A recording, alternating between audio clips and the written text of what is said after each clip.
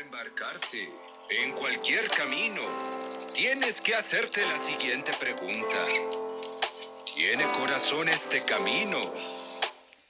Este camino tiene corazón. Que mi destino rige, ya no me ato a nada. Bienvenidos a la última entrega de Los Testigos del Nahual. Entrevistas a los discípulos de Carlos Castaneda. Viajando por la vida, ya sé a dónde voy. Sereno y desprendido. Hoy te presentamos Señales por Eddie Martinelli. Y el rayo. ¡Rumbo a la libertad!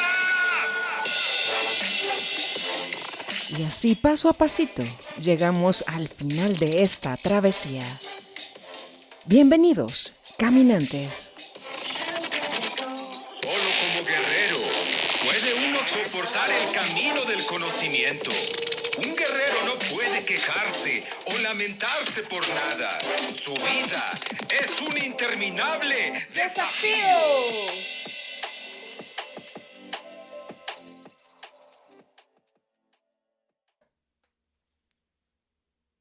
Señales. Entrevista a Eddie Martinelli. ¿Por qué usted usa el nombre de Jolie Listley?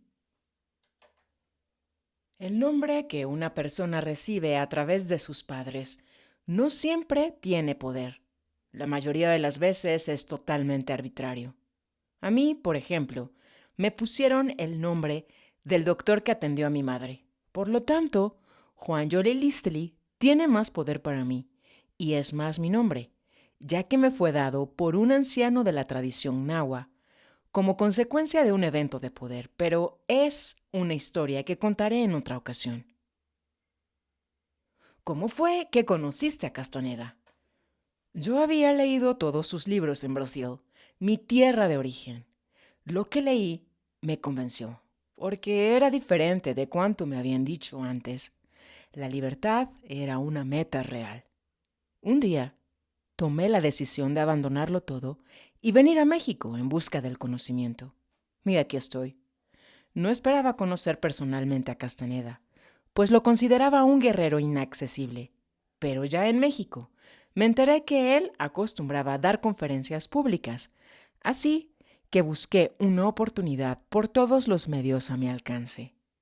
Un día, mi amigo Carlos Ortiz me invitó a participar de una conferencia que iba a dar el Nahual en el departamento del investigador Jacobo Greenberg. Acudí a la cita con Heiko, un alemán que había venido a México por las mismas razones que yo.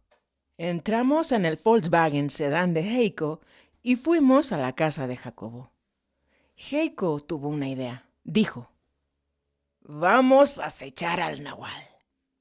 Así que llegando, quedamos esperando en la acera de enfrente durante un largo rato, dentro del coche, a fin de que nuestra llegada pareciera coincidente con la de Carlos.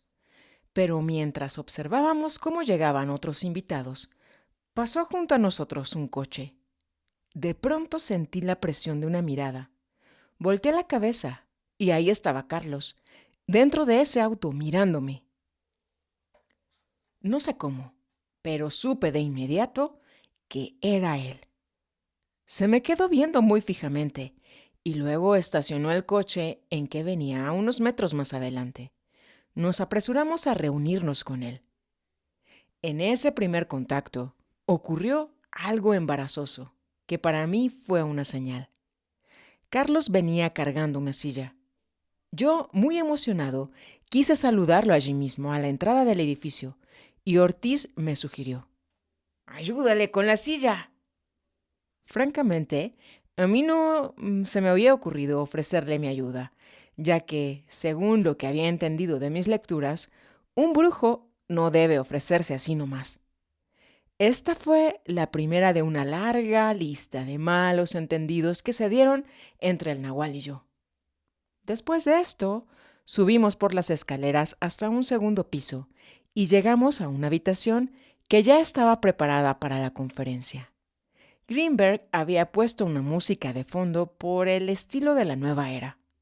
Me llamó la atención que Carlos, haciendo un gesto de desagrado, le pidió que la quitara. Yo procuré sentarme casi pegado a él, ya que una premisa de los brujos es que, si dos energías están lo suficientemente cerca una de otra, ambas interactúan y podemos aprender cosas aún sin palabras. Para mí esa primera conferencia fue algo extraordinario. Por primera vez lo oí hablar sobre el punto de encaje y vi los dibujos que hizo Carlos sobre un pizarrón tratando de explicarnos el alargamiento del huevo luminoso, una maniobra que hacían los brujos antiguos para ser inmortales. Habló de la importancia personal y de cómo nos obliga a actuar de formas extrañas a nuestros intereses. También se refirió a la recapitulación. Greenberg comentó que él ya estaba recapitulando por escrito y que tal vez hasta podría publicar sus apuntes algún día. Carlos hizo una serie de comentarios, dándonos a entender que la recapitulación no tenía nada que ver con eso. En medio de la charla, llegó una chica rubia muy simpática y sonriente que traía un peinado estilo punk. Carlos nos la presentó como Florinda Donner Grau, una de sus compañeras, discípula de don Juan Matus. Por aquella época, yo había leído un libro de Florinda sobre cuestiones antropológicas, pero aún no sabía que ella había conocido personalmente a don Juan. Junto con Florinda, llegó otra señora que se presentó como Doña Soledad, bruja curandera, discípula de la maestra Magdalena. Terminada la reunión, nos quedamos un rato platicando. Cuando se dio la oportunidad, me acerqué a Carlos, le di la mano y mirándole a los ojos le dije: quiero agradecerle sinceramente por haber escrito sus libros, porque a mí me han servido de mucho. Se me quedó mirando fijamente, pero no dijo nada. Cuando tuve una oportunidad, le pedí a Florinda que me dijera como vidente cuál era mi clasificación luminosa dentro del esquema del nahualismo. Ella se puso nerviosa, se disculpó y dijo que ver tomaba demasiada energía, que no era así como se hacían las cosas entre los brujos. Me preguntó quién era yo y qué hacía. Le conté que había venido de Brasil y que llevaba 5 años esperando una oportunidad para conocer a Castaneda. Ella pareció saber de qué yo le hablaba, pues exclamó: ¡ajá! ¿Eres tú? Le dije que mientras esperaba mi oportunidad, puse en práctica las técnicas de acecho aprendidas en los libros de Carlos y me establecí en México como empresario del sector turístico. Ella comentó: ¡ah! Un hombre de acción, ¿verdad? Al salir del edificio, Carlos me jaló hacia un lado y me preguntó mi nombre. Le respondí: soy Eddie Martinelli, a sus órdenes. Pero él me exigió: no, tu verdadero nombre. Esto me sorprendió, pues yo no le había dicho a nadie cómo me llamaba en realidad. Me sentí un poco molesto, pero le mascullé mi nombre natal. Luego quiso saber de dónde yo era. Le dije y me preguntó: ¿conoces esta canción? Acto seguido, me cantó en portugués una tonada que desdichadamente yo no conocía. Tuve que admitirlo. Lo siento, pero no la conozco. Según creo, ese fue otro augurio. Conforme te vaya contando, te vas a dar cuenta de cómo poco a poco mi camino se alejaba del de Carlos. La siguiente vez que lo vi fue cuando me llamó Fausto Rosales, el editor de los libros del Nahual en México, y me comunicó que se iba a celebrar una reunión en Casa Amatlán, un centro esotérico dirigido por Carlos Ortiz y Maribí de Teresa. No voy a abundar en el tema de Casa Amatlán, porque de seguro otros de mis compañeros tienen más y mejores historias al respecto. Salí de volada de mi oficina en la colonia del Valle y acudí a la cita. Encontré al nagual sentado en una mesa de la cafetería de la planta baja, comiendo un tremendo trozo de pastel y tomándose su capuchino. Me saludó con un apretón de mano, pero cuando se lo devolví, hizo un gesto de dolor, como si yo le hubiese apretado demasiado fuerte. Mientras comía, nos contó historias a los ahí reunidos, que no éramos muchos. En cierto momento, Georgina Silva, una amiga pintora que en este tiempo vivía en un cuarto allá, en el fondo de casa Matlán, me dijo que Fausto me llamaba al teléfono. Acudí a contestarle. Le pregunté por qué no venía y me respondió que él se cosía aparte de los demás discípulos y me pidió que le avisara al nagual que tenía algo que decirle. Bajé rápidamente para cumplir con su encargo y luego conduje a Carlos al cuarto de Georgina, donde estaba el teléfono. Recuerdo haberle preguntado, en beneficio de Geo, qué podía decirnos sobre Mezcalito. Es que ella era conocida como la hija de Mezcalito, y muchos la consideraban la sacerdotisa del peyote.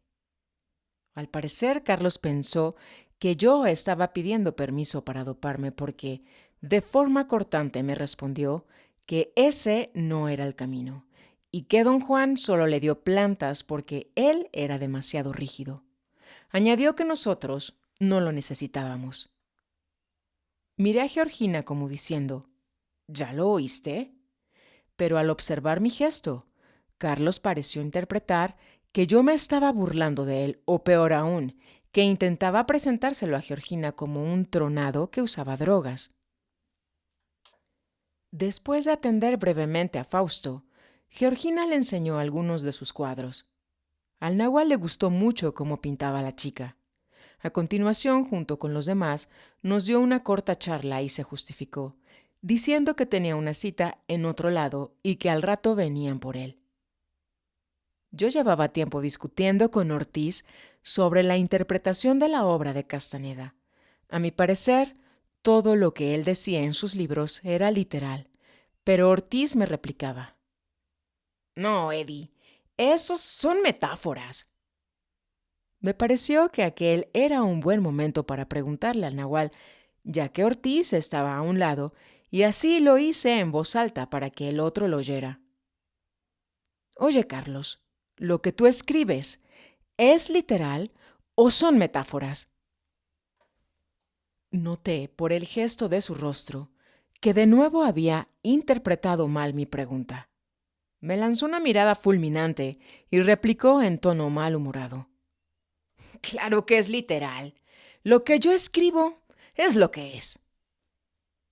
Cuando se iba, se despidió de todos nosotros. Le extendí la mano. Él estiró la suya y me miró con miedo, como si yo fuera a aplastársela. Por broma, solo le toqué las puntas de los dedos, haciendo como que lo saludaba. Ya en la salida le dije que me gustaría mucho poder hablar a solas con él. Asintió y me respondió. Contigo quiero hablar largo y tendido. Luego subió a un auto y una persona desconocida para mí se lo llevó. La siguiente ocasión también fue en casa Matlán. Esta vez nos enseñó algo de pases mágicos. Ahí fue cuando conocí a Carol Tix, la mujer nahual. Nuestro encuentro fue muy interesante, pues al saludarla, ella me preguntó cómo me llamaba. Le dije y ella volteó el rostro. Yo creí que lo hacía para que le diera un beso, y se lo estampé en la mejilla. Pero ella me explicó que su gesto había sido porque no había escuchado bien mi nombre. Apenado, pero con una sonrisa, se lo repetí. Después quise saber cómo era el otro mundo. Es que según lo que contaba Carlos, ella había permanecido allá durante 10 años. Al escuchar mi pregunta, Carol se puso nerviosa y me dijo, en un español malo, con fuerte acento americano, que era un lugar difícil de describir y que lo único que podía decir es que allá las conciencias se desplazan a través de líneas de energía. Cuando iba saliendo, invité a Carlos para que viniera a dar una plática en mi oficina de turismo. Mi sorpresa fue mayúscula cuando aceptó y dijo: «Mañana nos vemos allá, a las 4 de la tarde». Quise explicarle dónde era, pero me dijo que solo le diera la dirección y que él llegaría. Al otro día estábamos todos allí esperándolo. Heiko había ido a comprar unas hojas para el rotafolio, con la esperanza de que el nahual escribiera algo que él podría luego guardar. Mientras aguardábamos, no sé cómo él apareció del otro lado de la calle, justo enfrente de nosotros, agitando la mano. Nos miramos atónitos preguntándonos: ¿y cómo llegó ahí? Cruzó la calle y nos saludó a cada uno. Luego entró a mi oficina y pidió permiso para usar el baño. Yo tuve que decirle dónde estaba el interruptor de la luz, pues él no lo podía hallar. Después se fue con Alex a la cocina para buscar algo. Cuando alguien le preguntó qué era lo que buscaba, respondió: «Alejandro y yo estamos aquí buscando un paso a la libertad». Solo habían sido invitadas unas 10 personas, pero luego llegaron otras, entre ellas Marcela Gálvez, conocida como Malini.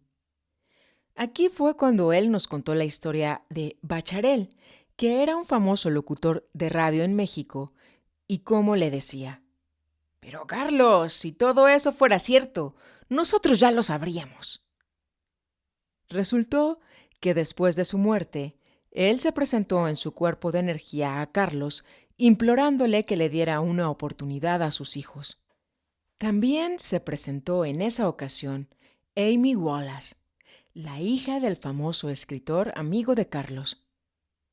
Al poco rato apareció Manuel Zurita. Fausto me había advertido que no lo invitara, ya que le caía gordo al nahual. Cuando Manuel llegó, Carlos se volvió hacia mí y me preguntó en voz baja: «¿Tú lo conoces?». Yo lo conocía, pero le respondí que no. No era mi intención mentirle, sino más bien explicarle que yo no lo había invitado, pero las cosas salieron así. Durante la reunión, Carlos estuvo hablando mal de Greenberg. Dijo que era un egomaniático, incurable, que se quería coger a Carol Tix y le había enviado una carta de amor de 12 páginas de extensión. Carol rompió la carta y cuando él le preguntó, le respondió que no la había recibido. Esto lo hizo para ser delicada con él, pero Greenberg había sacado copias de su carta y se la volvió a enviar. Mientras Carlos nos contaba estas barbaridades, entró a la sala Jacobo Greenberg. Todos nos quedamos en suspenso, pero el nahual, levantándose de su silla, le dio un caluroso abrazo y le invitó a sentarse. En esa ocasión nos contó que don Juan y su grupo se habían ido a la cúpula de los nahuales, como casi todos los de su línea. El único que había conseguido saltar a la tercera atención era el nahual Julián. Para que entendiéramos mejor su explicación, hizo una comparación usando la tabla de una mesa oval de conferencia que teníamos en la sala. Dijo, señalando el punto central de la mesa: «Don Juan llegó hasta aquí. Yo he estado más allá de los bordes de esta mesa». Terminada la conferencia, observé que Heiko estaba triste, pues el nahual no había apuntado nada en los papeles que él le había preparado. En otra ocasión en que Carlos vino a enseñarnos los pases mágicos, alguien me dijo que se había hospedado en el Hotel María Cristina. Tomé nota de la dirección y fui con Alejandro a la hora del desayuno. Lo encontramos reunido con varios compañeros y compañeras. Yo solo quería entregarle algunos regalos que había traído de mi último viaje a Brasil y se los repartí. Al nahual le di un llavero con una cabeza de piraña. Luego salimos tan rápido como llegamos. El fin de semana regresé al hotel, solo y sin ser invitado, pues sentía urgencia de hablar con él para tomar una decisión. Calculé el horario en el cual bajaba Carlos a tomar su desayuno, así que me apresuré y llegué justamente cuando faltaban 3 minutos para las 9. Él fue exacto como un reloj. No esperé ni un minuto y lo vi bajando por las escaleras. Al verme, contorsionó su rostro en claro gesto de desagrado, y yo caí en cuenta que estaba siendo inoportuno. Después de saludarnos, le pedí disculpas por molestarlo y le dije: Nahual, estoy desesperado. No siento avance ninguno en mi camino y quiero hacer algo, porque mi vida se está yendo. Él comentó: Piano, pianito, Eddie. De hecho, tú estás mejor que todos los demás. Pensé que él me estaba gastando una broma, pues yo me consideraba el más pendejo del grupo. Insistí en afirmar que no me sentía nada bien. En este instante se aproximó Carol y Carlos le preguntó, señalándome: ¿No es cierto que Eddie tiene muy bien su energía? Ella me observó por un instante y luego dijo: Sí, tiene las fibras muy estiradas. De nuevo le pedí disculpas por interrumpir en su ambiente y comencé a caminar hacia la salida. Carlos corrió detrás de mí, me alcanzó y me dijo: ¡Recapitula! ¡Eddie! ¡Recapitula! Le dije que lo haría y me despedí. En verdad, me sentía algo ofendido por la mueca de desagrado con que me había recibido. Tuve la impresión de que él se había disgustado por haber sido agarrado en medio de una de sus rutinas, ya que la fortaleza de un nahual consiste en no ser previsible. De ahí en adelante, tuve que llegar a los encuentros sin ser convidado. Estaba consciente de que no era bienvenido, pero aún así seguí yendo a las prácticas y conferencias. Fue por esa época cuando él comenzó a cobrar sus pláticas. Me acuerdo que, como excusa, dijo que su contador le había hecho firmar algunos papeles y él los firmó sin darse cuenta. Luego el sujeto había huido, robándole todo lo que tenía. Por eso estaba cobrando los seminarios. Yo, que siempre fui un buscador suspicaz, comenté a mis compañeros: ¿No que era un vidente? ¿Cómo vio que no lo engañaban?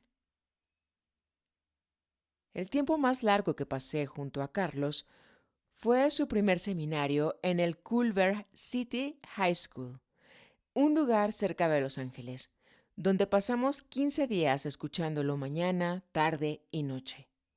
Cada asistente del seminario pagó $2,000 y como éramos más de 1,000 personas, para todos fue claro que se trataba de un muy buen negocio.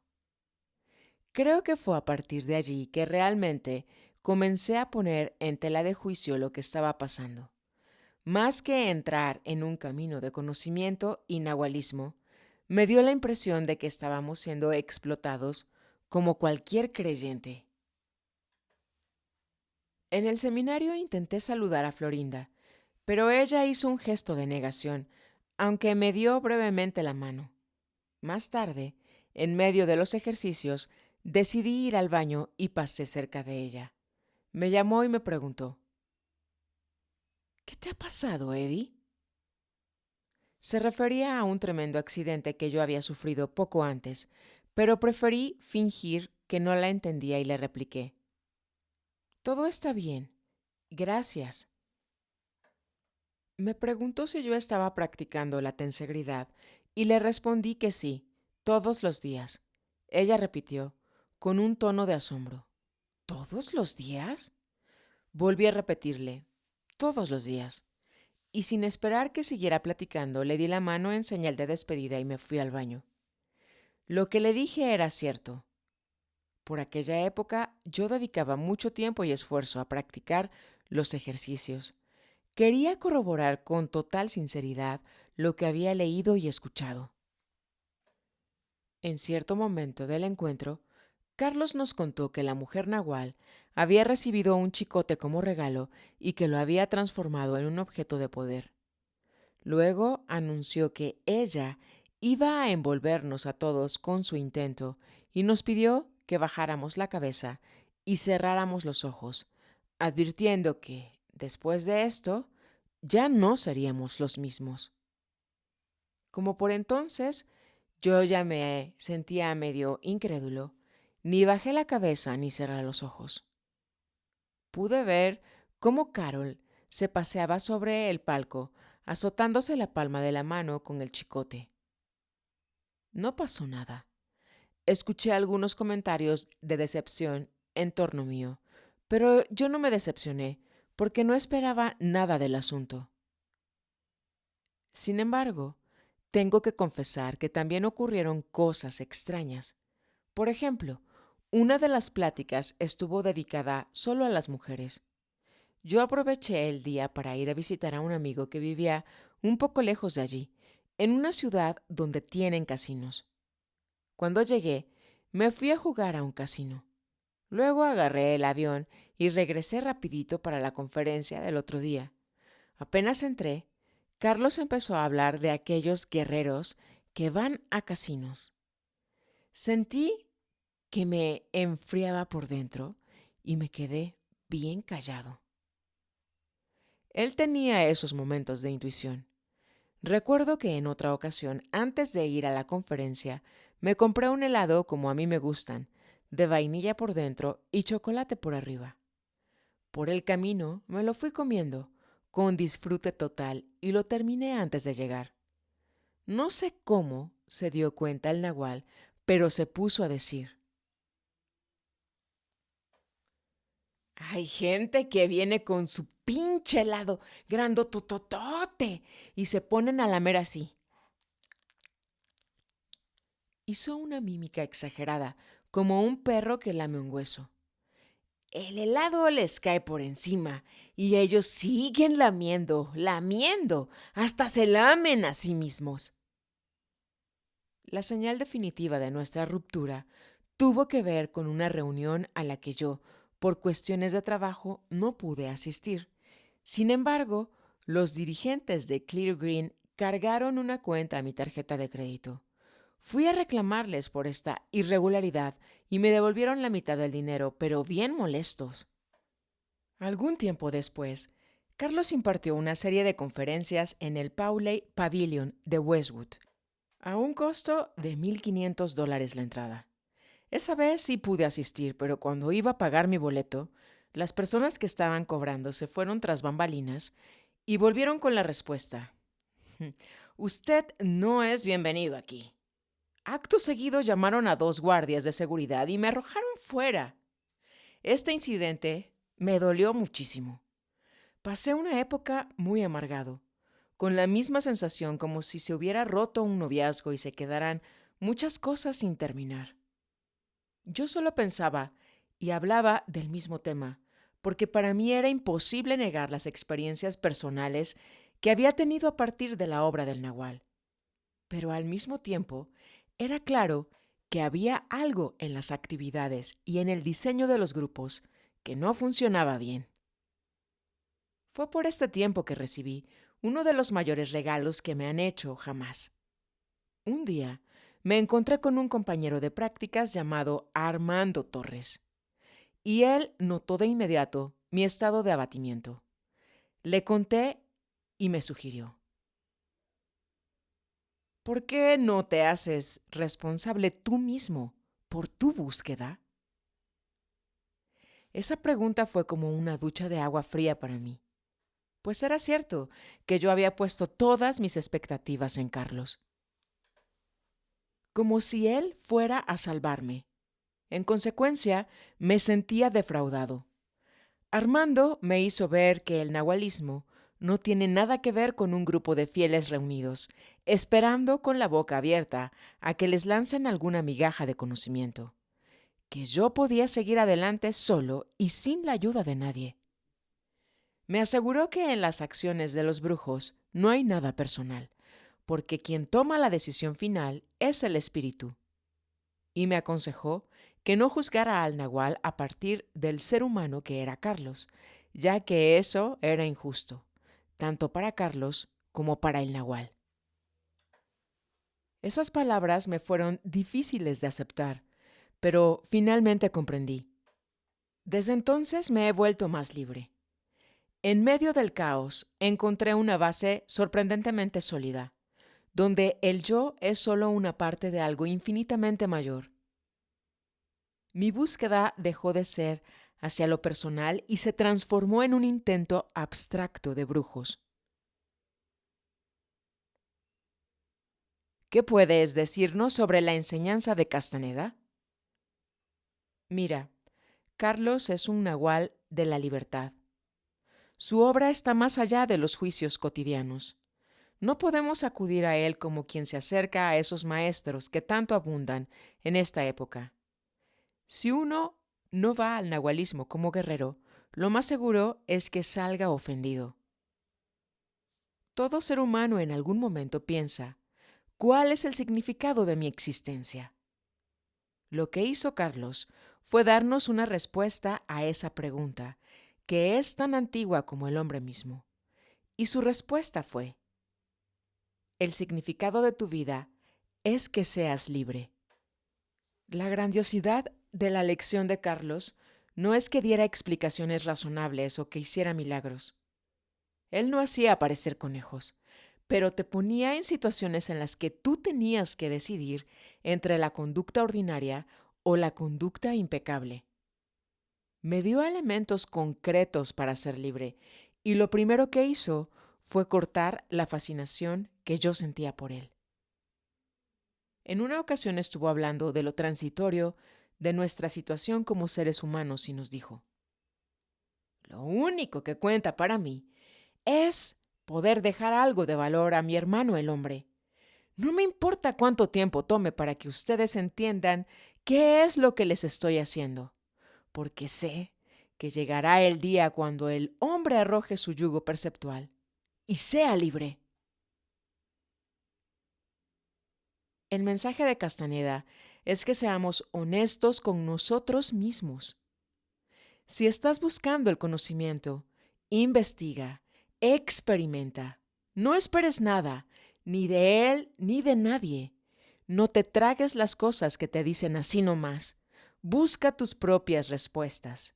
Si te dicen que 1 más 1 es 2, ve y verifícalo, porque de otro modo te vas a transformar en un creyente, y los creyentes no tienen futuro. El nahualismo no es una congregación de creyentes, es una alianza de experimentadores. En una ocasión, Carlos nos ordenó que quemáramos sus libros. Eso no significa que los quemes literalmente, como entendieron algunos. Significa que aprendas a pensar por ti mismo. El mayor mensaje que el nahual nos dejó es: ustedes son libres. Piensen por ustedes mismos. En ese sentido, las obras de Castaneda son una fuente incomparable de inspiración para mí. Hay una parte que me llega en particular y es cuando él nos pregunta ¿por qué somos tan flojos que estamos esperando que vengan otros a hacer las cosas por nosotros? Qué gran pregunta esa. Estamos facultados por naturaleza para ver que el mundo es un misterio. ¿Por qué tenemos que esperar que venga otro a decirlo? La enseñanza de Carlos también tiene una dimensión social, ya que la respuesta que él le dio al enigma de nuestra existencia tiene que ver con el conocimiento acumulado durante miles de años por grupos de experimentadores de la América prehispánica. Es absurdo pensar que ese conocimiento tan antiguo se va a detener solo porque Carlos murió. No, el plan de la conciencia rebasa a sus participantes. Como nahual, él nos trazó un camino. Ahora queda de nosotros seguirlo. Todo lo que hizo fue por acrecentar la conciencia, y eso no ha terminado. Está más activo que nunca, a pesar de que algunas personas se sientan amenazadas por ello. ¿Qué puedes decirnos de los cíclicos? Esa es una enseñanza que podríamos considerar esotérica. Carlos no la publicó porque la reservaba para el trato personal. Según lo que entendí del asunto, los cíclicos son personas que nacen con el mismo sello energético, con las mismas configuraciones en su luminosidad. Eso no significa que compartan la personalidad o el alma, como suponen los creyentes. Por ejemplo, un nahual que tiene 4 divisiones en su campo energético es cíclico del nahual anterior. Asimismo, una guerrera del sur, que tiene la energía un poco opaca, es cíclica de la que le precede, y así. Pero los seres humanos estamos ordinariamente tan mezclados que pocos de nosotros somos puros. No somos tonales hechos y derechos porque no hemos cultivado el camino del guerrero. Podríamos decir que no somos pura sangre, sino híbridos. El trabajo de un hombre común y corriente es limpiarse de todas las mezclas, de todas las contaminaciones, hasta que lo personal disminuya al mínimo y el individuo comience a ser el reflejo de su cíclico. Los brujos hacen eso deliberadamente. Es la esencia de su preparación. Puedes observar ese proceso en Silvio Manuel, quien comenzó con un determinado color y terminó con el ámbar más claro de todos. La gorda fue identificada al principio como una cíclica de Zuleika, pero cuando se purificó, resultó ser cíclica de Nélida. A medida que el guerrero avanza en su entrenamiento, su masa energética sufre cambios. Por eso los organizadores de una partida tienen que ser muy afinados, tienen que ser videntes para determinar. Es sumamente arriesgado decirle a un aprendiz: tú eres una sur, una norte, un erudito, porque la energía cambia con el trabajo. Es por ello que a Carlos no le gustaba hablar de esos asuntos. ¿Qué opinas sobre los cíclicos especiales, que vienen cada cierto tiempo con un nahual de 3 puntas? Yo no tengo muy claro la función de esos nahuales. Sin embargo, de acuerdo con la regla, para este tipo de líderes existe un plan mucho más amplio que tiene que ver no con las particularidades de una partida, sino con el tonal de los tiempos. En ese plan está metida la raza humana como totalidad, aún sin darse cuenta. Todos nosotros somos partes de la regla, aunque no lo sepamos. He preguntado a los compañeros que estuvieron más cerca de Carlos, particularmente a quienes le conocieron en la época en que él se relacionaba con la tradición mexica, y lo que he entendido es que los antiguos brujos tenían un calendario que era más que solamente medir el tiempo. Era un sistema que respetaba la energía del planeta y del ser humano, y estaba en armonía con los ciclos de los tiempos, lo que dentro del nahualismo se conoce como la modalidad de la época. Esos ciclos dicen que pasa aproximadamente cada 1000 años. Los prehispánicos lo simbolizaban apagando sus fuegos, en señal de renovación total. La partida de un nahual de 3 puntas, como fue el caso de Carlos, es completamente atípica dentro de los cánones de un linaje.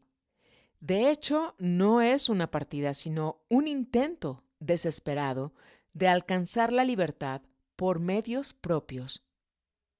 Los guerreros que se agrupan en torno a un nahual de este tipo también son atípicos y, por supuesto, pertenecen a una banda especial de la energía. La mayoría de ellos manifiesta características propias de los nahuales. Nosotros, los que le conocimos y tratamos, somos un reflejo de Carlos. No podemos evitarlo. Por lo tanto, nos debemos al público y por eso estamos hablando para todos. Yo creo, como dice una de mis compañeras, que estamos imbuidos de la energía del nahual de 3 puntas e irradiamos sus maneras. Somos cíclicos de personas que vivieron en la antigüedad hace 1000 años. El nahualismo está iniciando una nueva etapa. De alguna forma, las cosas comienzan a cobrar forma. Carlos ya lo había previsto. Nos dijo que el nuevo milenio estaría dedicado a la conciencia con una fuerza nunca antes vista. Será una época en que el hombre se busque a sí mismo, alejándose más y más del impulso del rebaño. Afirmó que era cuestión de tiempo para que la gente comenzara a hacerse preguntas y a experimentar. La apertura del conocimiento ha provocado un giro de la energía. Yo conozco varios grupos bien estructurados que están trabajando con seriedad para acrecentar el nivel de conciencia de sus integrantes y preparándose para el salto final. Aunque debo advertirte que la tendencia general es que el polvo se asiente para poder regresar a las prácticas del nahualismo clásico. ¿A qué se debe tu interés en publicar las memorias de Castaneda?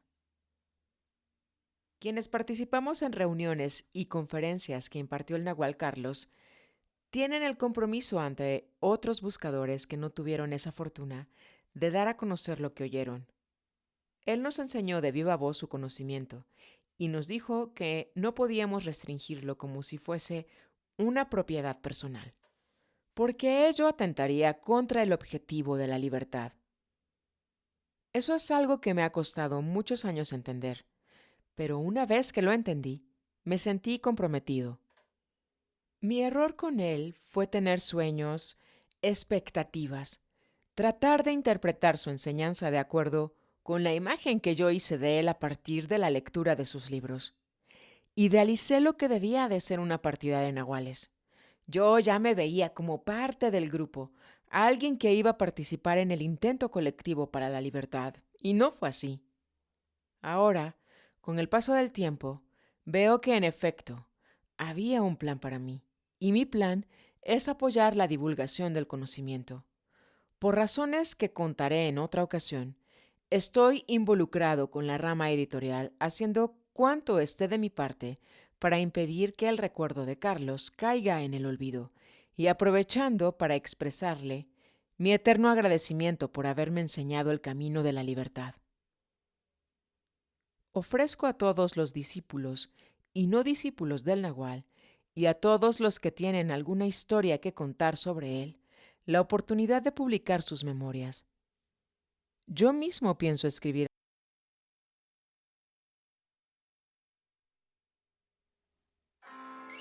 Antes de embarcarte en cualquier camino, tienes que hacerte la siguiente pregunta. ¿Tiene corazón este camino? Yo ya me di al poder. Que mi destino Gracias, caminante, por tu ya compañía. no me ato a nada, nada que defender. No tengo pensamientos, porque ya sé En el que intento de la libertad, vamos viajando todos. por la vida, ya sé a dónde voy. Sereno y desprendido, me mirarán pasar. El águila y el rayo. ¡Rumbo a la libertad!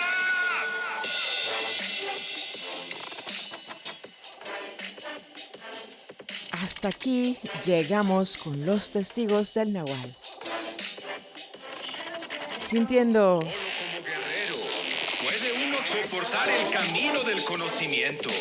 Un guerrero no puede quejarse o lamentarse por nada. Su vida es un interminable desafío. la certeza de ir por el camino correcto.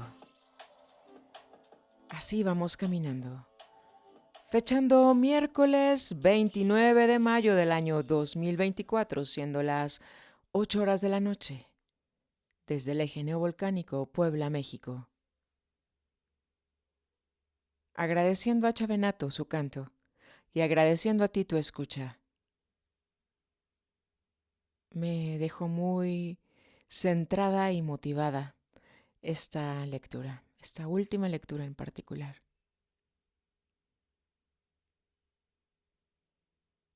Y con una gran sonrisa. Hasta otra aventura, caminantes.